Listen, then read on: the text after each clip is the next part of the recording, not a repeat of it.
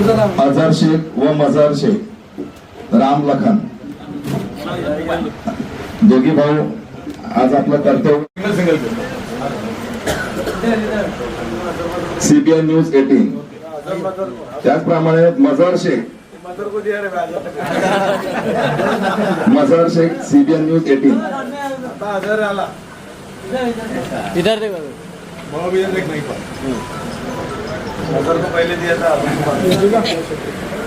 शुभेच्छा, पत्रकार दिनाच्या खूप खूप शुभेच्छा. पहिल्यांदा असं घडतंय की आम्ही भारतीय जनता पार्टीच्या कार्यालयामध्ये पत्रकारांना इथे बोलून त्यांचा सन्मान करतो. एरवी पत्रकार संघातर्फे पत्रकार दिवस साजरा व्हायचा, तिथे बोलवलं जायचं, काहीतरी तुम्हीच कार्यक्रम घ्यायचे, तुमच्याच कार्यक्रमामध्ये आले अतिथी म्हणून यायचो आणि तुम्ही उलटा आमचा सन्मान करायचो आणि तुमच्याबद्दल जे काही चांगलं घेऊन जे काही असेल ते सांगायचो.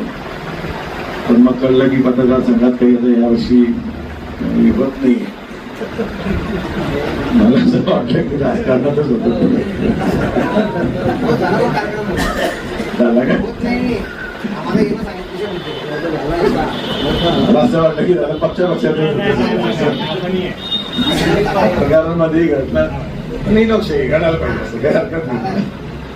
लोकशाहीमध्ये चालत असतं हे सगळं. प्रत्येकाचे आपले विचार असतात, प्रत्येकाचं आपलं म्हणणं असतं, प्रत्येकाचे आपले सिद्धांत असतात. यालाच लोकशाही म्हणतात आणि ती लोकशाही तुम्ही लोकांपर्यंत पोहोचवता तुमच्या लेखणीच्या माध्यमातून. हे जास्त महत्वाचं.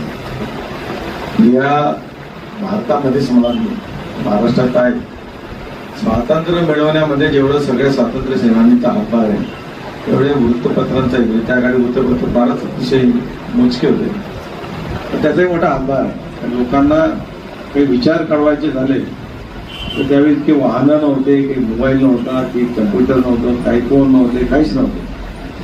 काही विचार पोहोचायचे तर कशा माध्यमातून पोहोचवायचं, तर अशी काहीतरी पत्रकं काढली जायची. त्यावेळेस जी काही वृत्तपत्र असेल त्याच्या माध्यमातून स्वातंत्र्याबद्दलच्या भावना सगळ्या लोकांपर्यंत पोहोचवण्याचा प्रयत्न केला जात होता. त्या माध्यमातून जनजागृती केली जात होती. म्हणजे देशासाठी देखील या वृत्तपत्राने खूप मोठं काम त्या काळी केलं होतं. काळ बदलत गेला तसं तसं वृत्तपत्राचं स्वरूपही बदलत गेलं. आता म्हणजे ऍक्च्युअल वृत्तपत्र आणि डिजिटल वृत्तपत्र हे जास्त सुरू झालं. म्हणजे तुमचा पेपर सकाळी येण्याच्या आधीच तो मला वाटतं रात्री सगळे तर डिजिटलच्या याच्यामध्ये येऊन जात होते.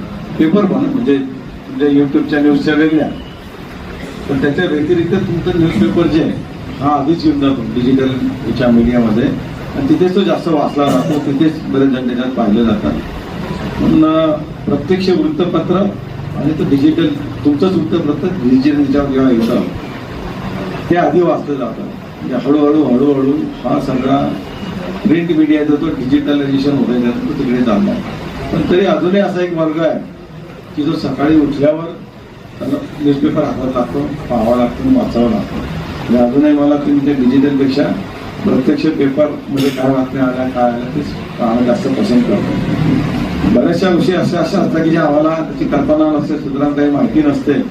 अचानक ते न्यूजपेपरमध्ये ते प्रत्येक तरी असं काही घडलं आहे, असं काही झालं आहे ते तुमच्याच माध्यमातून करतात. विशेषतः अशा खाता खळगा जे असतात नगरमध्ये हे चोरी झालं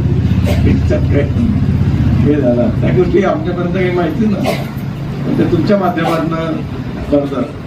बऱ्याच भानगडी अशा की ज्या प्रत्येक वृत्तपत्र जो असं स्वतःची काहीतरी वेगळी आयडेंटिटी त्यांनी करून ठेवलेली आहे. काही क्राईमसाठीच काम करतं स्पेशली, काही पोलीस स्टेशनमध्ये जाणाऱ्या बातम्या असतात, काही सामाजिक स्तरावरच्या बातम्या ज्या त्याच्यातच काम करत असतात. प्रत्येकाने आपलं काही ना काही वेगळं असं महत्त्व तयार करून ठेवलेलं आहे. त्या माध्यमातून प्रत्येक न्यूजपेपरचं आपलं काहीतरी एक वेगळं महत्त्व आहे. आणि मी नेहमी सांगत असतो की कोणता राजकारणी असो का कोणता मोठा नेता असो का कोणता पोलीसवाला असो का कोणी असो, कोणाला घाबरतात आहे न्यूजपेपर. कोणी कोणाला घाबरत नाही. पण न्यूजपेपर म्हटलं की जाऊ दे तुझ्या काय बातमी कोणाच्याबद्दल म्हणजे आपण कोणाला काही बोललं आणि त्याची बातमी आली की लगेच ती लोकांमध्ये जाते. म्हणून न्यूजपेपरचं एक वेगळं महत्त्व आहे. जो अंकुश ज्याला आपण म्हणतो ठेवायला पाहिजे, तो अंकुश ठेवण्याचं काम तुम्ही सगळ्यांनी केलेलं आहे. ही चांगली गोष्ट आहे, पण त्याचा उपयोग नेहमी चांगल्यासाठी झाला पाहिजे. देशाच्या विकासासोबत राष्ट्राचा विकास झाला पाहिजे, शहराचा विकास झाला पाहिजे. या चांगल्या गोष्टीसाठी या सगळ्या गोष्टीचा उपयोग झाला पाहिजे. फक्त याने मला दिली नाही म्हणून कुठं काही करायचं, त्याने मला बोलवलं नाही म्हणून करायचं, वृत्तपत्राने असं कधीच करता कामा नाही. कारण तुमची भूमिका ही जशी एक लोकप्रतिनिधीची भूमिका असते की निवडून आल्यानंतर त्याने सगळ्यांना सोबत घेऊन काम केलं पाहिजे. तो कुठल्याही काय जातीचा नसतो किंवा होता नसतो, त्याने सगळ्यांना घेऊन काम केलं पाहिजे. असं वृत्तपत्राचं की त्याने सगळ्यांसाठी सेम समान न्याय ठरला पाहिजे की ह्याच्याने समाजाचं काय भलं होणार आहे. मी नेहमी तुम्हालाही सांगत असतो की समाजामध्ये पॉझिटिव्ह गोष्टी खूप घडत असतात, पण त्या TRPच्या नादामध्ये निगेटिव्ह गोष्ट जास्त पुढे येतात. आता शेवटी हा कॉम्पिटिशनचा जमाना असल्यामुळे तुम्हालाही काही इलाज नसतो. बऱ्याचशा गोष्टी अशा असतात की तुम्हाला पसंत पडत नसेल नाही असेल, पण शेवटी त्या टाकाव्या लागतं, तुम्हाला लिहावं लागतं त्याच्याबद्दल. कारण ते रेटिंग वाढवायचं जास्त महत्त्व सध्या आलेलं आहे. पण तरी समाज चांगला घडवायचा असेल तर समाजामध्ये खूप पॉझिटिव्ह गोष्टी घडत असतात, ज्या समाजाच्या पुढे आणल्या गेल्या पाहिजे. ते काम तुमच्या माध्यमातून होणं अपेक्षित आहे. आणि असा जर नेहमी निगेटिव्ह होत गेला तर सगळ्यांचा ट्रेंडच निगेटिव्ह होऊन जाईल, सगळ्यांचा पाहण्याचा दृष्टिकोनच निगेटिव्ह होऊन जाईल आणि त्याचं माइंड पण निगेटिव्ह होऊन जाईल की समाजामध्ये चांगलं काही घडतच नाही. आणि विश्वास ठेवा, तुम्ही पाहता, तुम्ही समाजामध्ये फिरता, खूप पॉझिटिव्ह गोष्टी समाजामध्ये असतात. कितीतरी चांगली कामं करणारे लोक असतात की ज्याचा कुठेच काही कोणाशी संबंध नसतो, जो कधी माध्यमांमध्ये येत नाही की कुठल्या न्यूजपेपरमध्ये नसतो की त्याचं कोणाशी काही घेण्याचं नसतं, पण तो समाजासाठी खूप चांगलं काम करत असतो.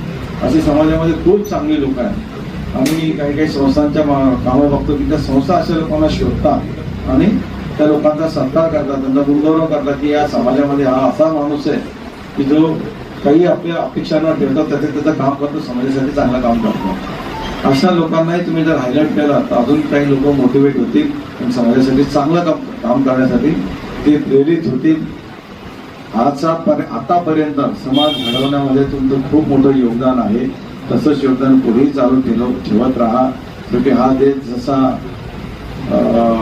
पुढाऱ्यांचा आहे, समाजसेवकांचा आहे, सगळ्या नेतेमंडळीचा आहे, तसा तो तुमचाही आहे. तर देशासाठी काम करणं आणि या समाजाला वाचवणं तशी आमची जबाबदारी, तशी तुमची ती जबाबदारी आहे.